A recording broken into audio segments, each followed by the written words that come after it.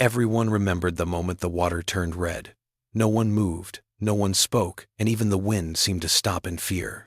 It was supposed to be a harmless school picnic by the pond, a place students used to throw stones, take selfies, and clown around. But when Marcus pushed the new girl, Elena, into the piranha-filled water just to impress his friends, he thought she would scream, thrash, and beg. He thought he'd laugh.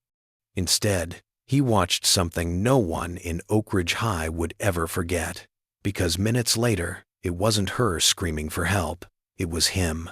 The girl who walked alone. Elena Alvarez walked into Oak Ridge High like a ghost entering a battlefield. She had moved from Brazil just 2 months earlier, and to her, the endless noise of chatter, lockers slamming, and fluorescent lights meant only one thing: another place where she would not belong. She had been in 3 schools in the past 2 years, her family constantly moving after the accident that changed everything. She rarely spoke, not because she couldn't, but because speaking meant explaining. Explaining meant reopening wounds, so she walked alone, ate alone, and studied alone. The students whispered about her shoes, her accent, and her silence. Some said she was weird, others said she was stuck up, but no one knew the truth.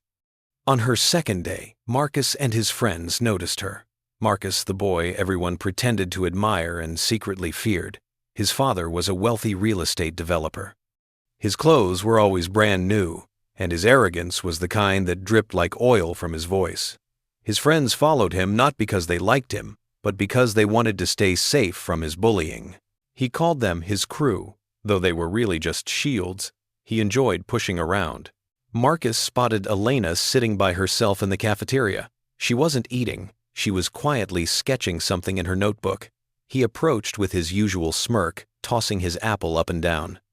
"Hey, new girl," he said loud enough for everyone to hear. "Are you mute or something?" Elena didn't look up. She just shaded another line in her drawing. Marcus leaned in closer. "I'm talking to you, or do you only speak fish language?" His friends laughed. Elena lifted her eyes to meet his, not angry, just tired. She slowly closed her book and stood up. For a moment, no one spoke. Marcus thought she would storm away or mumble a weak response. Instead, she simply walked past him, giving him no reaction at all. The cafeteria exploded with comments, laughter, and whispers. How did she ignore Marcus? She must be crazy. That moment planted a seed of rage inside him. Ignoring Marcus was worse than insulting him. It meant he didn't matter, and that was something Marcus couldn't tolerate. Over the following weeks, he made Elena his target. He bumped her shoulder in hallways, threw gum wrappers onto her desk, and once even kicked her chair so she fell.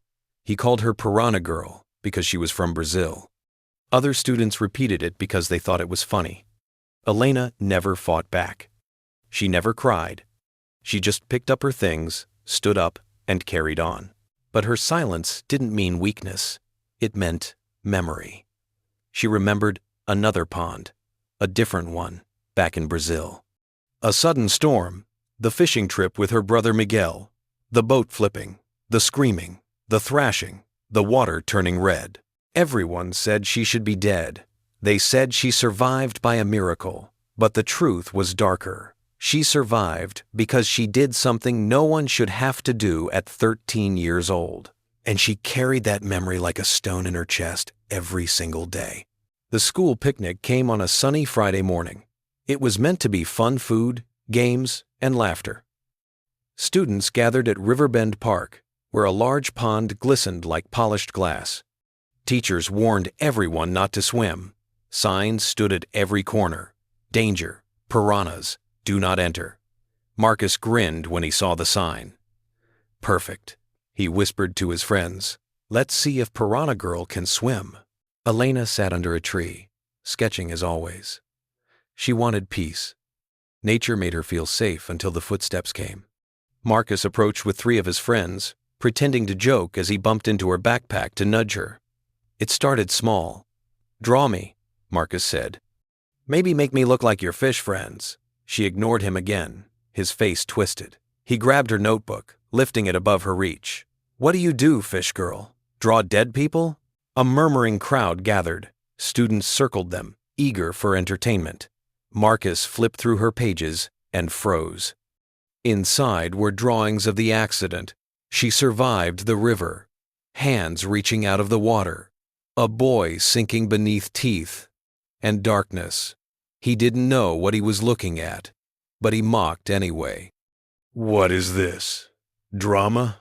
Oh, someone died in the water, huh?" he smirked. "Maybe the piranhas wanted a real meal."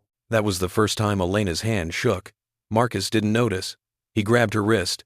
"Come on, let's take a swim. Maybe they'll remember you." She pulled back. "Marcus, don't." The way she said his name, calm, serious, grave, made his friends uneasy. But Marcus only smiled wider. Oh, now she speaks.